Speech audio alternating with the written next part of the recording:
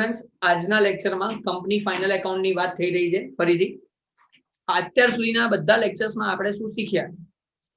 P&L statement, P&L સ્ટેટમેન્ટની અંદરની ડિટેલમાં પણ આપણે બધી વસ્તુ શીખી ગયા છીએ. બેલેન્સ શીટમાં કઈ કઈ આઈટમ આવે, મેઇન હેડિંગ્સ, એની વાત કરી નાખી છે આપણે. અને આજે આપણે એની પણ ડિટેલની વાત કરવાની છે. પણ એ કરતા પહેલા આપણું પહેલું કામ એ વસ્તુ થાય એની પહેલા આપણે જે આ ફોર્મેટ છે આપણું, એ ફોર્મેટ ફટાફટ 5 મિનિટની અંદર લખી નાખવું, મેક્સિમમ 5 મિનિટ. જે તમારામાંથી બધા જે તૈયાર હોય કરાવવા માટે એ 1 બાય 1 હું બધાને કહેતો રહીશ. જનરલી તો બધાને આવડવું જ જોઈએ, બરાબર? હું અહીંયા નામ બોલતો જઈશ અને જે ક્વેશ્ચન પૂછું આવડતું હોય તો ઠીક છે, નહીં તો ફટાફટ પાસ. બરાબર? પહેલું નામ વિવેક દેખાય છે. વિવેક બેટા, બેલેન્સ શીટ નો ફર્સ્ટ પાર્ટ શું છે? Equity and liabilities. Very good બેટા. Equity and liabilities. બીજું નામ દેખાય છે યુવરાજ. યુવરાજ બેટા, અંદર કેટલા પાર્ટ્સ પડે છે?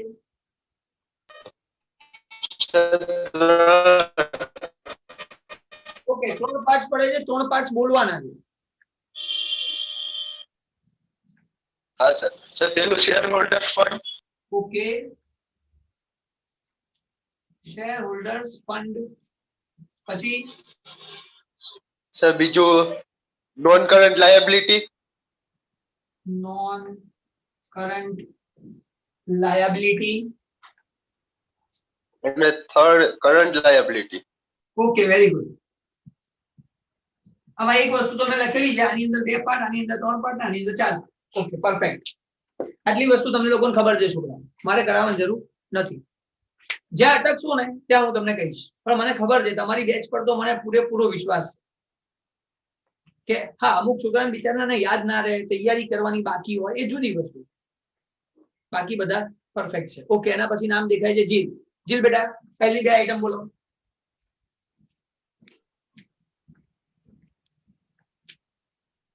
હા, સોરી જીલ, તારો અવાજ નથી આવતો, રહેવા દે. સોરી. બાજુમાં સ્મિત, બોલો બેટા. Share capital.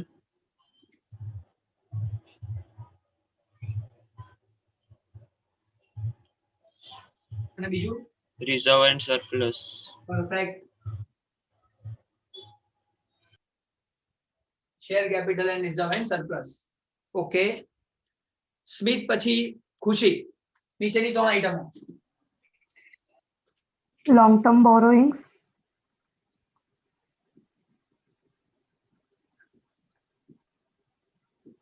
other long term liabilities,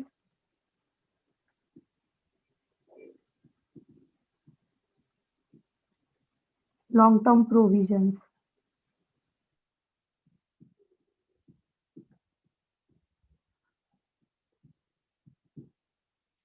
okay, ખુશી. ખુશી પછી ધ્વની બેટા.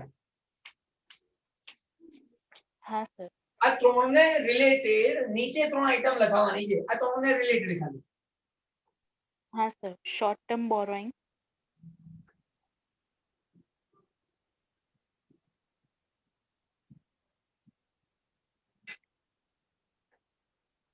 other current liabilities and short term provision.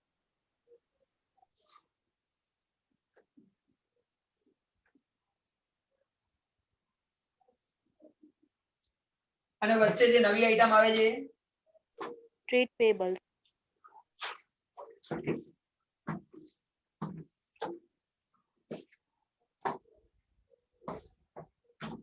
આ ટ્રેડ પેબલ ની અંદરની આઈટમ બોલ દો. creditors and bills payable, very good. Creditors and bills payable are the trade pebbles. ચલો, વેરી ગુડ. ધ્વની પછી અહીંયા નામ નુપુર બેટા. આ બાજુ મેઇન હેડિંગ બોલો. હા સર. નોન કરન્ટ અસેટ્સ એટલે પહેલા, અને આમાં નોન કરન્ટ અસેટ્સ અને કરન્ટ અસેટ્સ.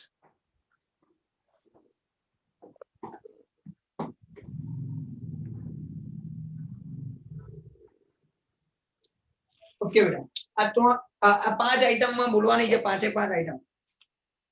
હા સર. ફિક્સ્ડ અસેટ્સ પહેલા, એમાં બે આવે, ટેન્જિબલ અને ઇન્ટેન્જિબલ. ભાઈ ટેન્જિબલ ફિક્સ એસેટ અને ઇનટેન્જિબલ ફિક્સ એસેટ એવી રીતે મેં એને બે માની છે. બાકી નામ એક જ લખો, ફિક્સ એસેટ, અને એની અંદર બે છે એવું તમે કરી શકો. હા, બીજી ત્રણ આઈટમ. નોન કરંટ ઇન્વેસ્ટમેન્ટ,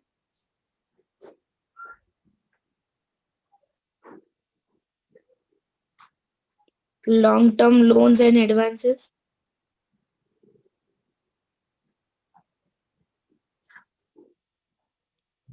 અધર નોન કરંટ અસેટ્સ.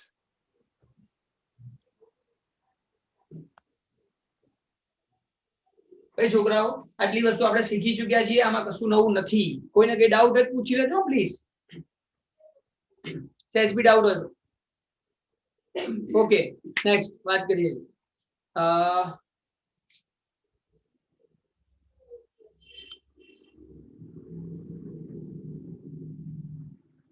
પલક,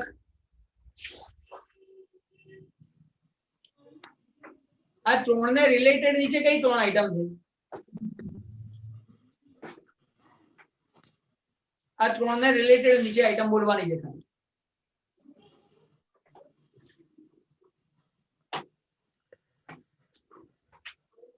પલક, અવાજ નથી આવતો. વિશાલ,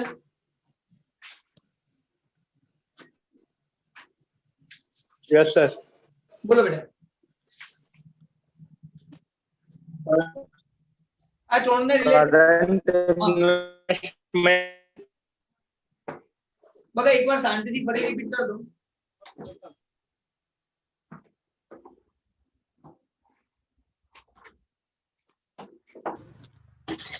सर मैं बोलूं? बोल, तू बोल विशाल, ध्वनित. विशाल का आवाज. Current investment,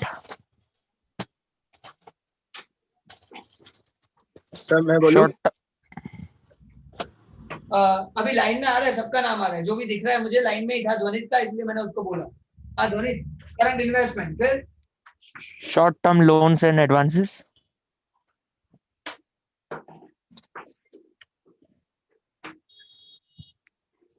other current asset,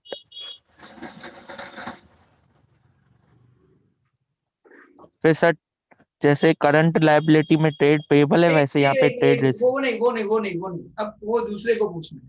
हाँ विशाल, तेरे को बोलना था क्या? हाँ सर. अब सुन, जैसे यहाँ पे एक आइटम हाँ, नया था, इसके रिलेटेड यहाँ पे कौन सा नया है वो बता. Sir trade receivables. Very good. ये ट्रेड रिसीवेबल में अंदर डिटेल में आइटम कौन सी है? Sir debtors and bill receivable. Very good. Debtors plus bills receivable, very good. ऊपर नीचे बता दे, ऊपर वाला कौन सा है और नीचे वाला कौन सा है? Sir cash and bank balance. यहाँ पे नीचे cash and bank balance. Cash and Cash cash equivalent. आता है बेटा, बैंक बैलेंस नहीं आता. हाँ sir, cash and cash equivalent. और यहाँ पे और उसमें sir inventory closing stock. Inventory यानी सब क्लोजिंग स्टॉक, सबके स्टॉक, एक भी चीज बाकी नहीं. स्टूडेंट्स, इतनी चीज हम लोग समझ चुके हैं, पढ़ चुके हैं, और 1 मार्कर क्वेश्चन में अब रियली हम लोग पढ़ाई करेंगे. रियल भणવાનું હવે ચાલુ થાય છે. રિપીટેશન કરવાનું હતું ને આપણે રિવિઝન માં, એક એક માર્ક ના ક્વેશ્ચન્સ લેવાના છે, જે ક્યાંક માર્ક્સ ના કપાય. આજે એની ચર્ચા હવે સ્ટાર્ટ થશે. ભલે એક લેક્ચર માં બે ટોપિક થાય, પણ આ બે ટોપિક એવા જોરદાર મજબૂત થવા જોઈએ, કન્ફર્મ જોરદાર આવડી જાય એવી રીતે અહીંયા કરવાનું.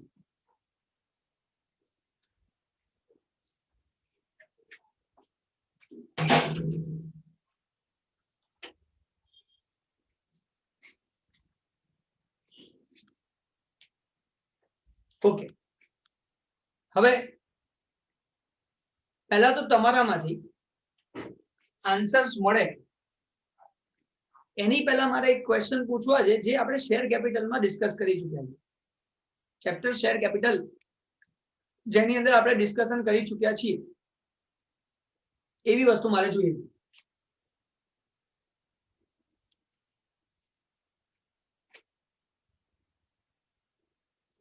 કંપની જ્યારે શેર ઇસ્યુ કરવા માટે વિચારે ને ત્યારે ગવર્મેન્ટ પાસેથી પરમિશન લેવી પડે કે ગવર્મેન્ટ પાસે જાય એની જોડે પરમિશન લે. ગવર્મેન્ટ પરમિશન આપે, ઓકે તમે આટલા શેર ઇસ્યુ કરી શકો.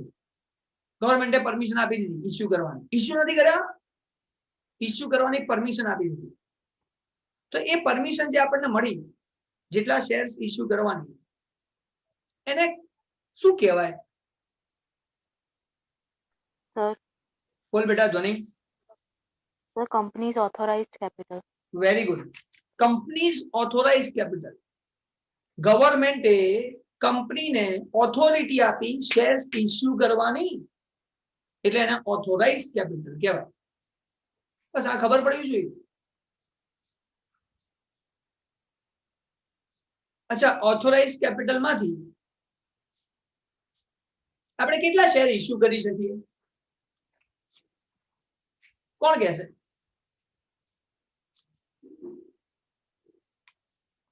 ઓથોરાઇઝ કેપિટલ માંથી કેટલા શેર ઇસ્યુ કરી શકીએ?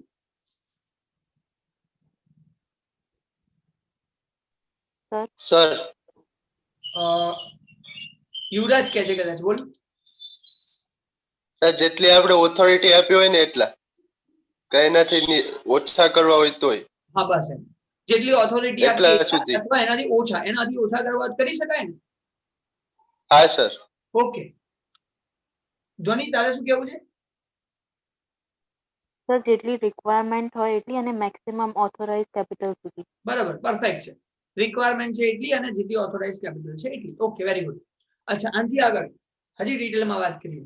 મેં ઇસ્યુ તો કર્યા, માર્કેટમાં કહી દીધું મારે આટલા ઇસ્યુ કરવા છે, લોકોને કહી દીધું પરચેસ કરો, પણ મિનિમમ લોકો પરચેસ કરવા જ જોઈએ. Sir, तो मैं बताऊं વિશાલ સર ના, યુવરાજ અને ધ્વનિ હવે સર, નહીં. વિશાલ પહેલા. હા सर 90%. હા 90% શેર ઇસ્યુ થવા જરૂરી છે. ચાલો, વેરી ગુડ. હજી આગળ વાત કરું. અમુક લોકો પૈસા ના આપે શેરના. અમુક લોકો પૈસા આપતા નથી, શેરના પૈસા નથી આપતા. ધ્વનિ નહીં બોલે, વિશાલ નહીં બોલે, યુવરાજ નહીં બોલે. હવેનો આન્સર બીજા જેને આપવો આપજો. તો એ લોકો પૈસા નથી આપતા, તો આપણે શું કરીએ શેરને? સર ફોરફિટ કરીએ. ફોરફિટ કરીએ. કોણ બોલ્યું? Jeel. Jeel. Okay, very good. બસ તો છોકરાઓ ફોરફિટ કરીએ. અચ્છા, ફોરફિટ કરીને પછી આપણી જોડે મૂકી રાખીએ જીલ? ના સર, જેને લેવા હોય એને આપણે ઇશ્યુ કરી દઈએ, મતલબ પછી જેને લેવા હોય પછી પાછા ઇસ્યુ કરી દઈએ. રીઇશ્યુ કરે. રી ઇશ્યુ.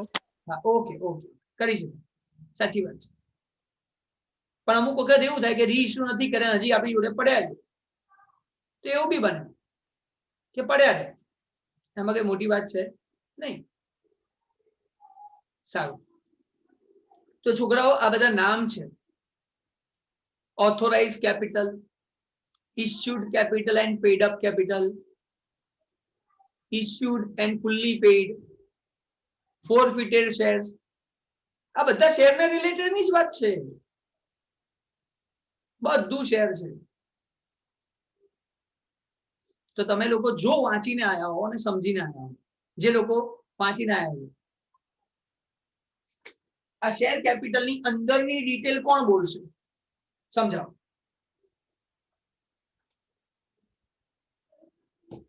જે બોલવા તૈયાર હોય, સમજીને આવ્યું હોય, વાંચીને આવ્યું.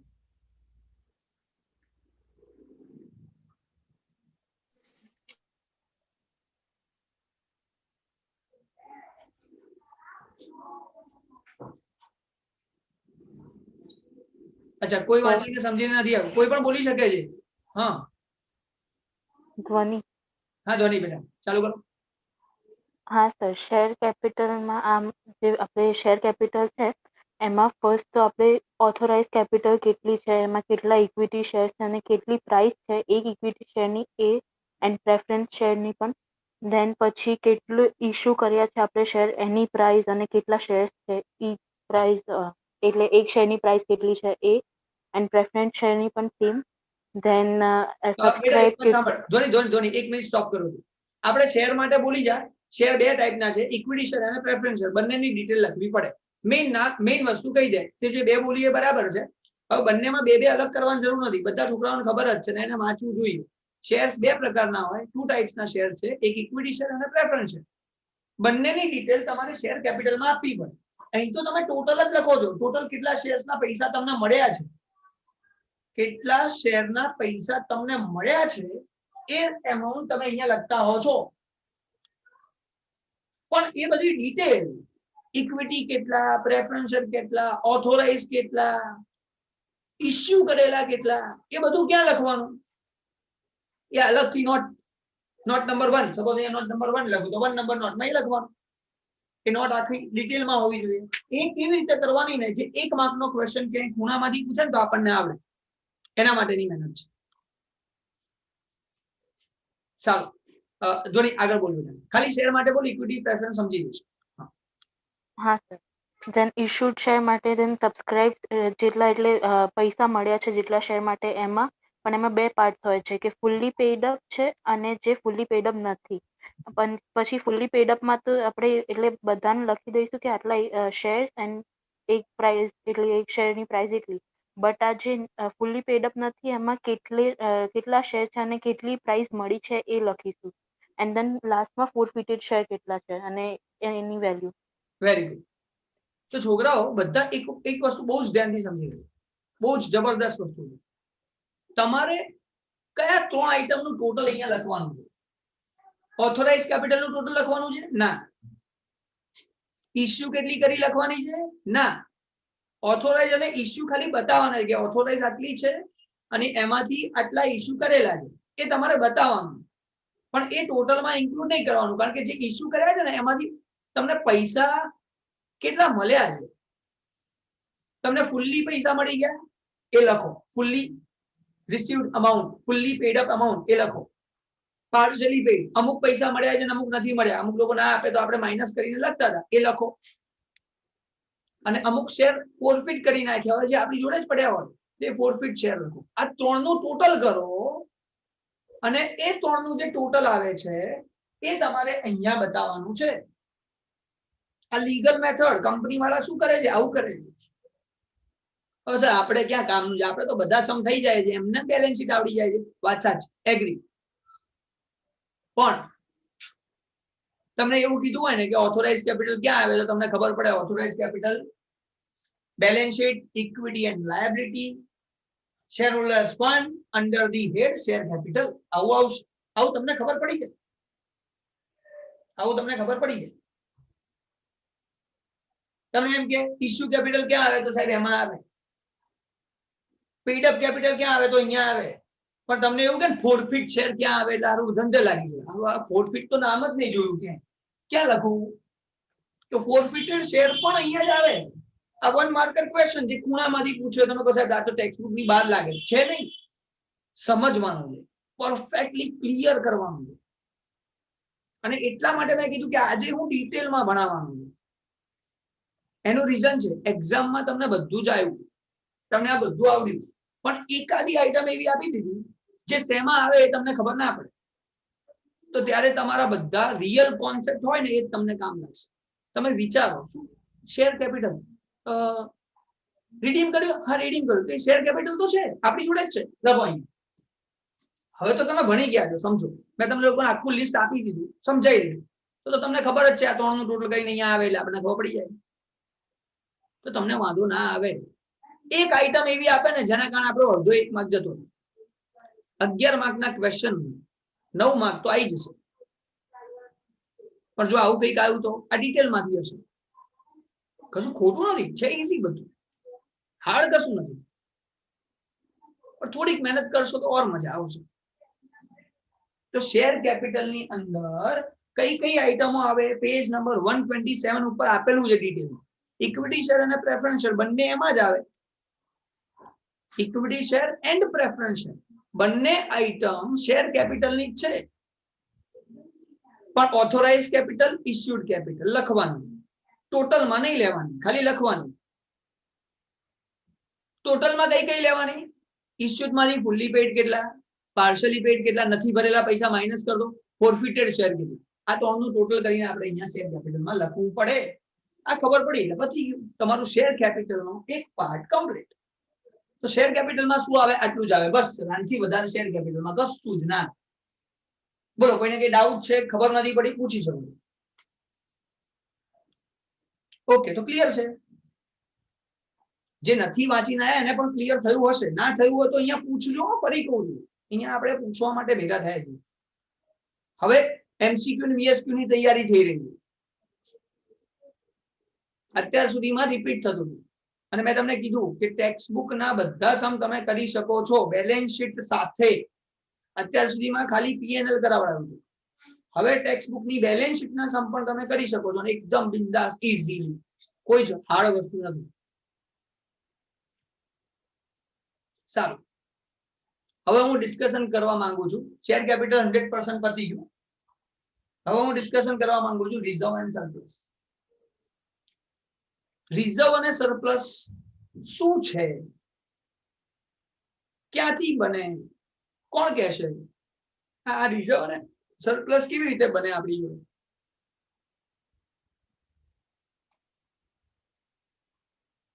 કોઈ જવાબ આપશે? सर मैं बोलूं? हाँ विशाल बोल दो.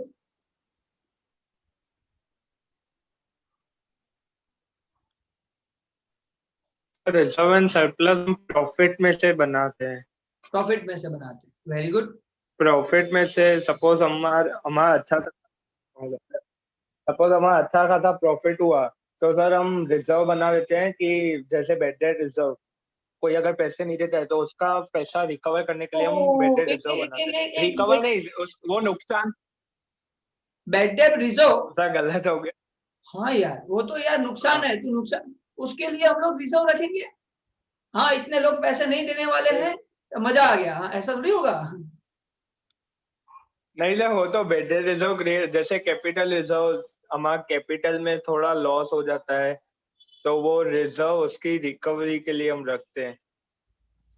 कैपिटल रिजर्व उसके लिए रखते हैं. बात तो सही है, कैपिटल रिजर्व उसके लिए रखते हैं, लेकिन वो कैपिटल रिजर्व हमारा प्रॉफिट में से होता है. Yes sir, reserve and surplus हम प्रॉफिट में से ही निकालते हैं. अच्छा, तो कैपिटल रिजर्व जो रखते हैं वो कौन से प्रॉफिट में से रखते हैं? पीएनएल अकाउंट में से लेके जाते हैं. सर कैपिटल रिजर्व तो दिया ही होता है ना. अरे यार, ऐसे तो सब दिया होता है, लेकिन कहीं से तो आया होगा ना. जैसे तू बहुत सारी चीजें मार्केट में है, कहीं से तो आई होगी ना. ऐसा. हाँ तो सर वो तो पीएनएल में से ही आता होगा. अच्छा, नहीं ऐसा नहीं है. कैपिटल रिजर्व पीएनएल में से नहीं आता. चलो, किसको पता है? आज मजा आ गया मुझे, ये तेरा आंसर सुन के मजा आ गया. हाँ बोलो.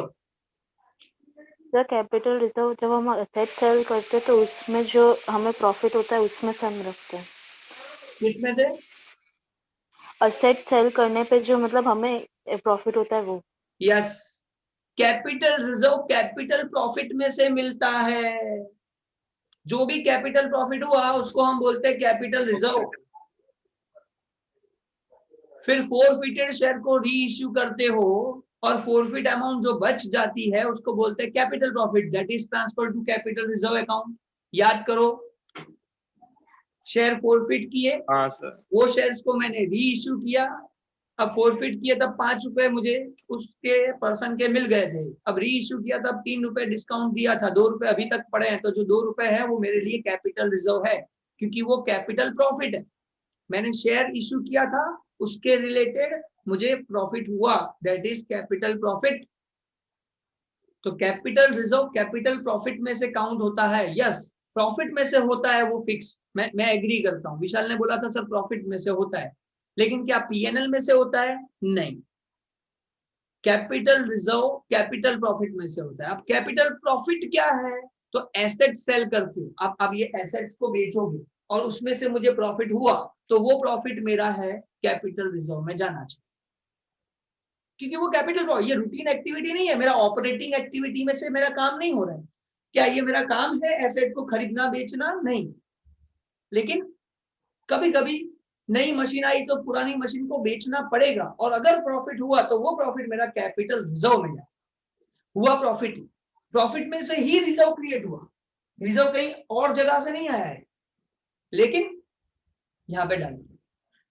और वो कैपिटल रिजर्व का यूज कैपिटल लॉस को राइट ऑफ करने के लिए यूज होता है। ऐसा भी हम सीखे हैं, शेयर पे अगर लॉस होता है, डिबेंचर इश्यू पे अगर लॉस होता है, लॉस ऑन यानी loss on issue of debentures, debenture discount account, तो ये सब जो चीजें हैं उसको राइट ऑफ करने के लिए उसका यूटिलाइजेशन कर सकते हैं। हाँ, है रिजर्व, लिखना है यहाँ पे, कहां से आता है वो याद रखना है। वेरी गुड, आपके डिस्कशन में ज्यादा कुछ सीख रहे हो। Very good, very good. हाँ विशाल, और कुछ बताना है? बोल बेटा। नहीं सर, यही सब रिजर्व्स होते हैं, जैसे वर्कर एक्सीडेंट कंपनसेशन फंड होता है, वो वर्कर्स के लिए होता है। तो वो किस में से होता है? वो किस में से अपने साइड में करते हैं पैसे? सर वो तो प्रॉफिट एंड लॉस में से ही होता है। हाँ, ये प्रॉफिट एंड लॉस यानी कौन से प्रॉफिट में से ये सब साइड में कर सकते हैं हम लोग? Sir net profit. Net profit दो टाइप के होते हैं ना, हम लोग सीखे। हम जब यहाँ पे पीएनएल स्टेटमेंट बनाते थे तो वहाँ पे दो प्रॉफिट मिलते थे। हाँ वो तो profit after tax. Yes, profit, ये खास ध्यान देना है, प्रॉफिट आफ्टर टैक्स। ये जो प्रॉफिट आफ्टर टैक्स है, इसका मतलब हमने जो पीएनएल स्टेटमेंट बनाना सीखा था उसमें जो प्रॉफिट आफ्टर टैक्स है, वो प्रॉफिट आफ्टर टैक्स में से मैं रिजर्व क्रिएट करते जाऊंगा। वो प्रॉफिट में से मैं डिविडेंड पे करूंगा, वही प्रॉफिट में से मैं प्रोविजन करूंगा। तो जो भी मुझे करना है एक्स्ट्रा, वो मैं इस प्रॉफिट में से करने वाला हूं, प्रॉफिट आफ्टर टैक्स में से। हाँ, प्रॉफिट बिफोर टैक्स जो है, प्रॉफिट बिफोर जो टैक्स है, एक minute student,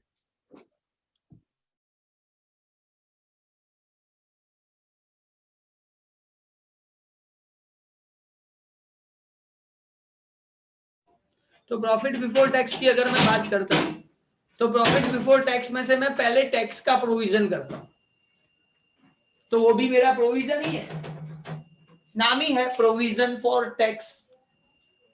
provision for tax ऐसा नाम है, तो प्रोविजन। अच्छा, वो शॉर्ट टर्म है कि लॉन्ग टर्म है? सर शॉर्ट टर्म है। क्यों शॉर्ट टर्म प्रोविजन है? ऐसा थोड़ी 2-4 साल के बाद हम लोग टैक्स का पेमेंट करेंगे, ऐसा थोड़ी करने वाले हैं। पेमेंट तो अभी करना पड़ेगा, 1 साल के अंदर, 2 महीने में, 3 महीने। अभी तो जब रिटर्न फाइल करते हो तभी पेमेंट कर देते हो। तो वो provision for tax short term provision है। किस में से किया? प्रॉफिट बिफोर टैक्स में से। प्रॉफिट बिफोर टैक्स में से टैक्स प्रोविजन किया तो वो इसमें डाल दो, ये मेरा लायबिलिटी है, शॉर्ट टर्म लायबिलिटी है। फिर जो प्रॉफिट आया उसमें से रिजर्व्स बनाते जाओ, जिसमें जिसमें जितना रिजर्व डालना है तो प्रॉफिट में से माइनस करते जाओ, ये प्रॉफिट में से आप माइनस करते जाओ, और जो जो रिजर्व है उसमें डालते जाओ। जनरल रिजर्व में डालना है, कर दो जनरल रिजर्व में प्लस। कितना जनरल, ये प्रॉफिट में से माइनस करो, जनरल रिजर्व में प्लस करो। वेरी गुड, विशाल ने जो आंसर दिया परफेक्ट है, गलत नहीं है। वर्कर एक्सीडेंट कंपनसेशन फंड रखना है, एक्सीडेंट के लिए रखो, प्रॉफिट में से निकालो यानी प्रॉफिट में से माइनस करो, एक्सीडेंट कंपनसेशन फंड में प्लस कर दो। अभी एक्सीडेंट कंपनसेशन फंड जो है वो भी रिजर्व है, मेरा लायबिलिटी नहीं है। ये चीज मेरी लायबिलिटी नहीं है, ये चीज मेरे लिए रिजर्व है। पेमेंट करना ही है, एक्सीडेंट ना हो तो भी पेमेंट करना है, नहीं एक्सीडेंट होगा तो काम आएगा, कंपलसरी नहीं। अच्छा विशाल, और कुछ उसमें से? रिजर्व फंड है सर, वो भी इसमें से ही करते हैं। इसी में से होता है, सही है। इन शॉर्ट ये जो प्रॉफिट आफ्टर टैक्स है उसमें से हम लोग माइनस करेंगे, प्रॉफिट में से डिविडेंड देंगे। अच्छा विशाल, तो एक बात बताना, हम लोग डिविडेंड देंगे तो वो भी प्रॉफिट में से देंगे। Yes sir. तो वो डिविडेंड का हम लोग क्या करेंगे, कहाँ लिखेंगे? हाँ सर। कौन सी रिजर्व में लिखेंगे कि और जगह पे कहीं लिखेंगे?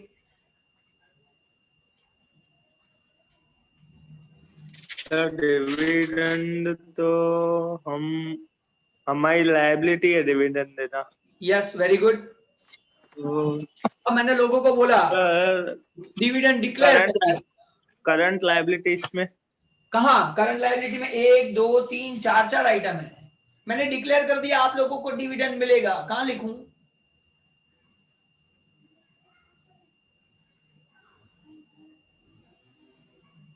यहां तक तो सही है। करंट लायबिलिटी ऐसा नहीं है 5 साल 10 साल के बाद दूंगा, ऐसा नहीं है, ये बात सही है। चलो कौन बताएगा विशाल के अलावा? Sir other current liability. अच्छा, कौन अदर बताएगा? करंट लायबिलिटी में आएगा। विशाल के अलावा, विशाल के अलावा। अब विशाल का आंसर मिल गया, अदर करंट लायबिलिटी। ठीक है, और किसी को कुछ बोलना हो तो बोल सकते हो।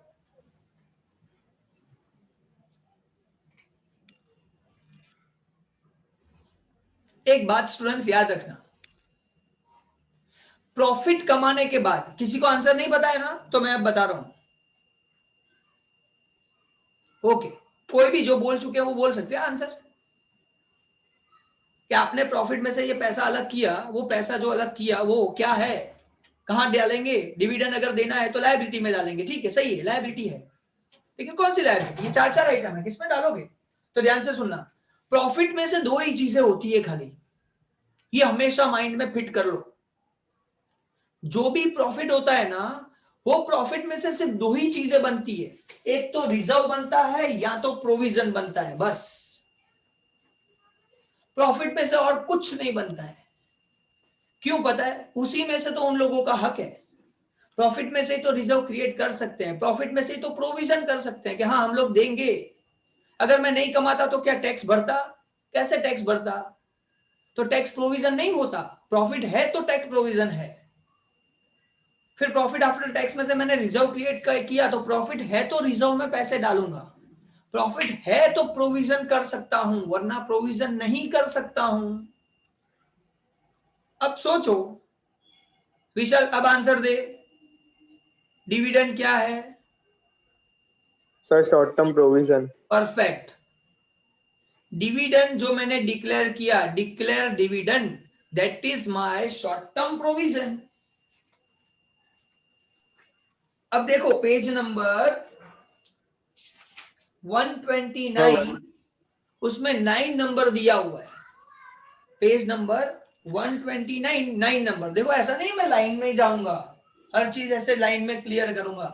जहां पे जिसके रिलेटेड जो चीज आती है समझ लो, आपका काम इजी हो जाएगा, सिंपल है। तो प्रॉफिट में से क्या क्या पे किया? तो सर जनरल रिजर्व रखा, ठीक है, तो जनरल रिजर्व में प्लस कर दिया। प्रोविजन फॉर टैक्स किया तो शॉर्ट टर्म प्रोविजन में प्रोविजन फॉर टैक्स डाल दिया।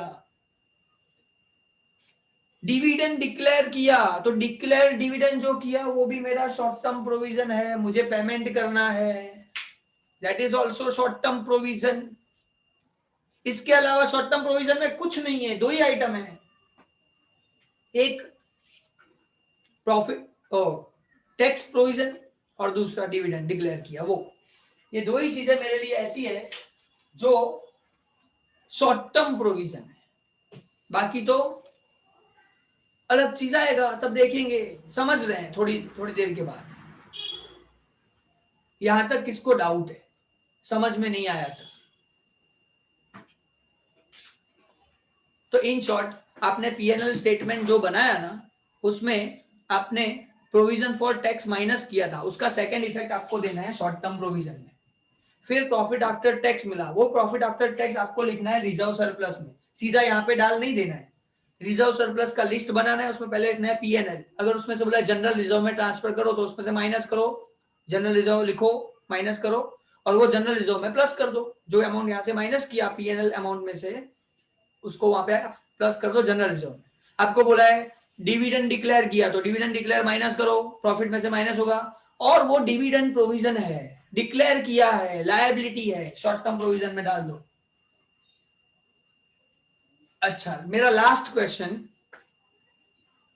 मैंने प्रॉफिट में से, प्रॉफिट आफ्टर टैक्स में से सपोज जनरल रिजर्व क्रिएट किया और डिविडेंड डिक्लेयर किया, ये दो ही चीजें की और कुछ नहीं किया, ये माइनस करके जो प्रॉफिट बचा, ये प्रॉफिट को क्या बोलेंगे?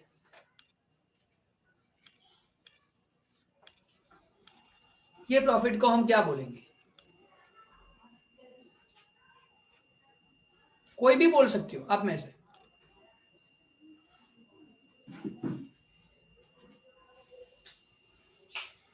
ये जो है ना, ये नाम के अंदर ही उसका आंसर है। चलो अब मारो, गप्पे मारो। सर यस बेटा। सरप्लस। Yes, surplus. सरप्लस का मतलब क्या है? What is surplus? जो प्रॉफिट कमाया उसमें से सबको देने के बाद जो बचा, दैट इज सरप्लस। इसलिए यहां पे नाम लिखा जाता है रिजर्व एंड सरप्लस। प्रॉफिट में से कमाया हुआ सरप्लस रखो और जो जो रिजर्व क्रिएट किया है वो रखो, टोटल करो, टोटल करके यहां पे दिखाना है। तो टोटल कहां करोगे? कौन सी जगह है टोटल करने की? वो टोटल करने की जगह अलग से नोट बनाना है। सपोज ये शेयर कैपिटल का नोट नंबर 1 बना है, तो नोट नंबर 2 रिजर्व सरप्लस का बनाओ, उसमें लिस्ट लिखो इतनी इतनी इतनी इतनी रिजर्व है। अब देखो हम लोग टेक्स्ट बुक में से रिजर्व पढ़ते हैं, टेक्स्ट बुक में देखते हैं, टेक्स्ट बुक पेज नंबर 128, वहां पे ऊपर आप लोगों को दिया है रिजर्व एंड सरप्लस, लेकिन मेरे पास टेक्स्ट बुक नहीं है इंग्लिश मीडियम का, तो आप लोगों में से किसी को पढ़ना है अच्छी तरीके से।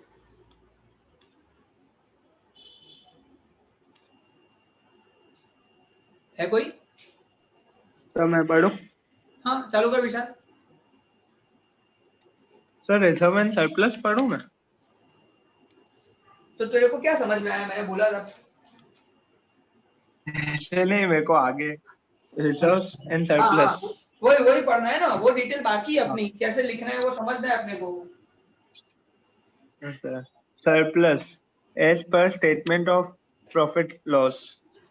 अच्छा, सरप्लस लिखा है, उसमें लिखा है as per statement of profit and loss, इसका मतलब जो प्रॉफिट एंड लॉस स्टेटमेंट बना है उसमें प्रॉफिट आफ्टर टैक्स मिला, ये प्रॉफिट लेना है, ऐसे लिखना है। फिर less appropriation of profit, general reserve and proposed dividend.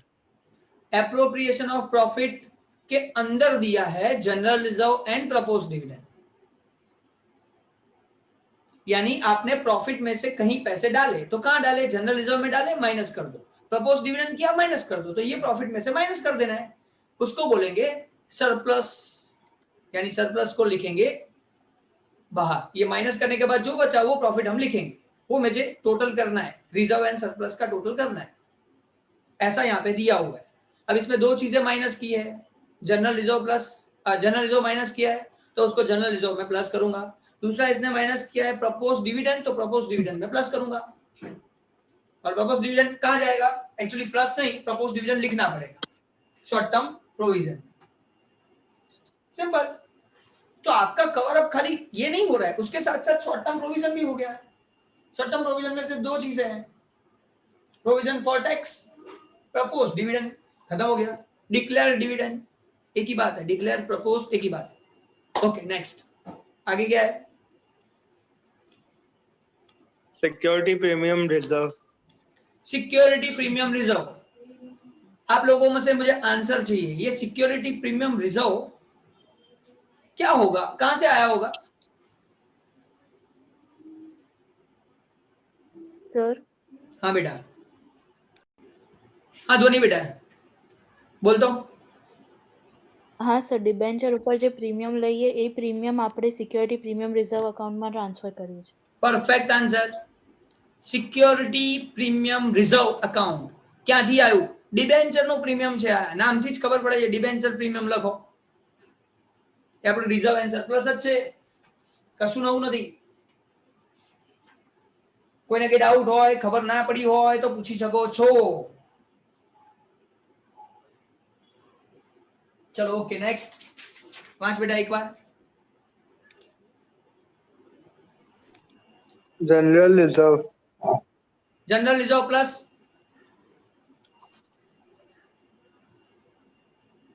खाली जनरल रिजर्व नहीं है बेटा, appropriation, plus plus appropriation. Appropriation.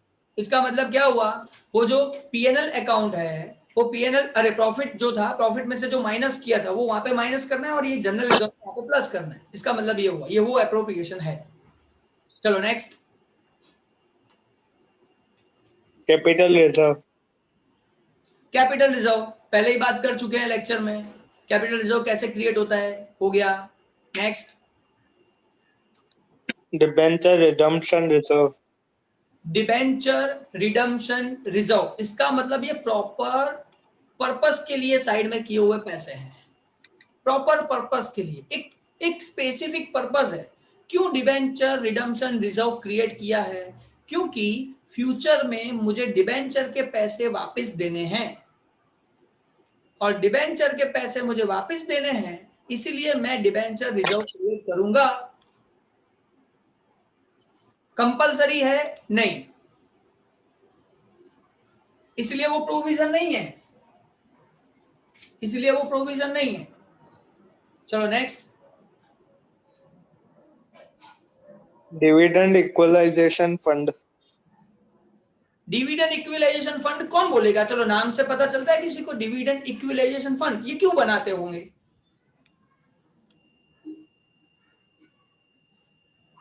नाम सोचो और आंसर देने की कोशिश करो। सर ये इसके लिए रखते होंगे डिविडेंड इक्विलाइजेशन फंड।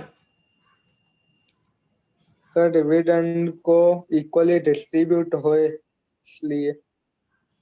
यानी कैसे? अभी जैसे हमने प्रोविजन फॉर डिविडेंड किया ना, सपोज डिविडेंड किया ना, तो इक्वली कैसे डिस्ट्रीब्यूट हो, समझ में नहीं आया मुझे। तो फिर उसमें और इसमें क्या रहा? जैसे शेयर कैपिटल है तो हाँ। उसको डिस्ट्रीब्यूट करने के लिए भी थोड़ा एक्सपेंस लगता होगा ना। तो ये जो डिविडेंड इक्विलाइजेशन फंड है वो एक्सपेंस करने के लिए है? ना ना सर। अच्छा ओके ठीक है। सर कंपनी की रेप्यूटेशन के लिए। अच्छा रेपुटेशन कैसे बढ़ेगी? ये फंड का यूज रेपुटेशन बढ़ाने के लिए है, बस खाली दिखाओ अच्छा है, हाँ कंपनी में इतना है। कभी ऐसे खराब आ गया तो कभी रेप्यूटेशन नहीं बिगाड़ सकती है ना। क्या खराब आ गया? ऐसे खराब दिन आ गए ऐसे कंपनी के। अच्छा खराब दिन आ गए तो ये फंड का यूज कहाँ करेंगे? दिखाने के लिए सर। दिखाने के लिए। अच्छा बाकी पड़ा है ऐसा दिखाएंगे कि हमारे पास पड़ा है, तो फिर ये रखने का मतलब क्या, क्यों रखा है? वही मैं पूछ रहा हूँ। सर पास कोई भी बोलो। डिविडेंड इक्विलाइजेशन फंड नाम से पता चलना चाहिए। हाँ हाँ ध्वनि। हाँ सर, जिस साल सपोज प्रॉफिट कम हुआ तो जब यानी पिछले साल में से अगर हमने ये फंड निकाला हुआ तो इस साल ये डिविडेंड हम लोग डिस्ट्रीब्यूट कर सकते हैं।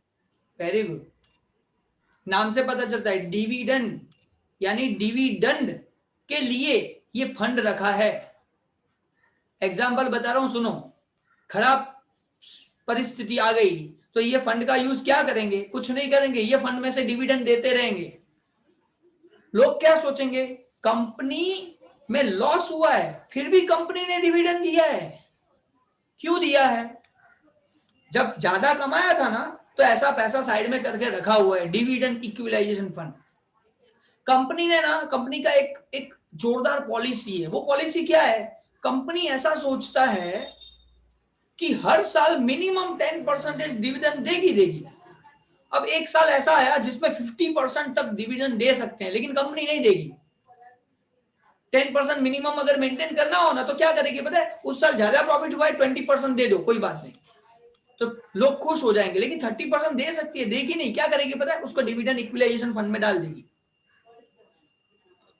कोई ईयर ऐसा आया जब मेरे पास इतना ही प्रॉफिट है कि 7% डिविडेंड दे सकता हूं, इतना ही प्रॉफिट है कि 7% दे सकता हूं, लेकिन कंपनी ने आज तक 10% से कम डिविडेंड नहीं दिया।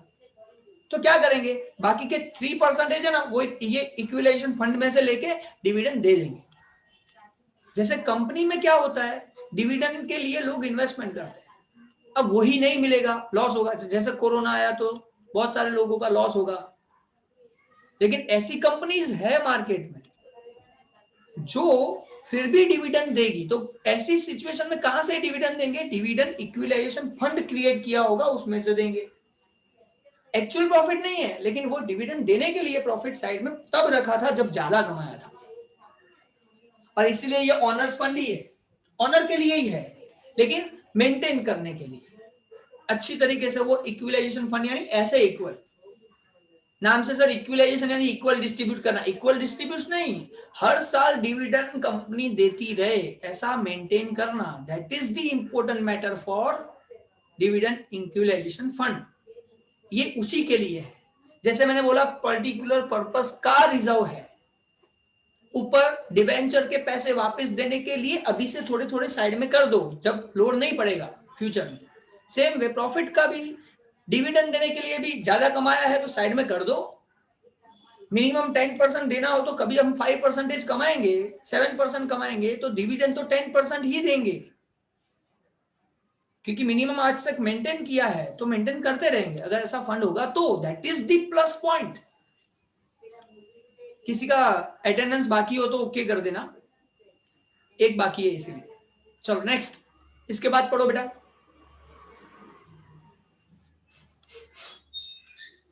रिजर्व फंड, रिजर्व फंड ठीक है, वो तो नॉर्मल पर्पस है, कोई पर्टिकुलर पर्पस नहीं है, लेकिन रिजर्व रखा हुआ है। Very good, next. Worker accident compensation fund, worker accident compensation, यानी वर्कर का एक्सीडेंट होगा तो काम आएगा, ये तो आप लोगों को पता ही है। देखो ये सब चीजें मैं डिक्लेयर यानी आप लोगों को डिटेल में समझा चुका हूं, ये हर चीज आपको डिटेल में पढ़ा चुका हूं एडमिशन और रिटायरमेंट चैप्टर में। एडमिशन रिटायरमेंट में ये सब चीजें हो चुकी है। ये सब चीजें क्या थी? Reserve surplus. अगर आप ऐसा मैं बोलूं ना कि रिजर्व सरप्लस यानी क्या, एडमिशन रिटायरमेंट चैप्टर के अंदर जो चीज पार्टनर्स कैपिटल में डिस्ट्रीब्यूट हो जाता था that is reserve and surplus.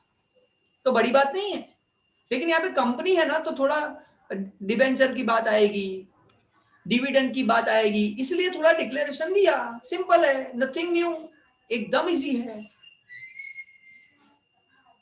चलो नेक्स्ट बेटा।